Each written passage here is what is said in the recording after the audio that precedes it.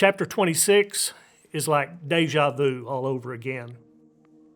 First of all, in chapter 20, we learned that Abraham and Sarah relocated to Gerar in the land of the Philistines. In that chapter, Abraham presents his wife Sarah as his sister for fear of his safety.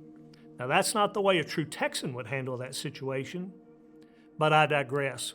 God intervenes on their behalf and protects Sarah from harm. Abraham prospered while he was in the land.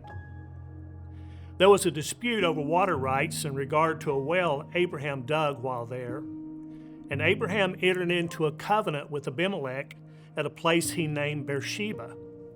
Now, in this chapter, Isaac and his family traveled to the land of the Philistines and settled in Gerar for a time. When asked about his wife Rebekah, Isaac says, "She's my sister." Now, is this a case of like father, like son, or what? This time Abimelech discovers the truth about Rebekah's relationship to Isaac, and he must have remembered the time when God warned him concerning Sarah in a dream, and he said, "You're a dead man because of this woman." Isaac also prospered in this land, but there was also a dispute over water rights again, as Isaac dug again the wells of Abraham that were in the land, and Isaac dug new wells also and was challenged by the local herdsmen over the water. Isaac at Beersheba is visited by God, where he is affirmed, and God confirms the covenant he made with his father Abraham. While in Beersheba, Isaac entered into a covenant with Abimelech as well. The chapter ends with almost a side note of what could be the reason for Jacob being chosen by God rather than Esau. Verse 34 says, "When Esau was 40 years old, he took as wives Judith, the daughter of Beri, a Hittite, and Basmath, the daughter of Elon, a Hittite. And they were grief of mind to Isaac and Rebekah." What do we take away from this chapter?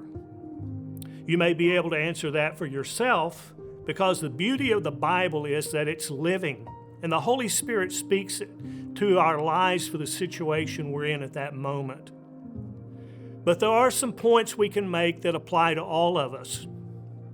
Although we're flawed human beings, often making the same mistakes we see in others, God's grace provides us the opportunity to grow and learn and surrender our lives more fully to Him and become who He wants us to be.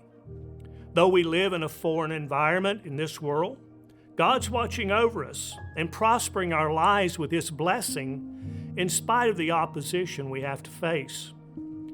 And while we live our lives day by day, we don't always see the changes and growth that others can see.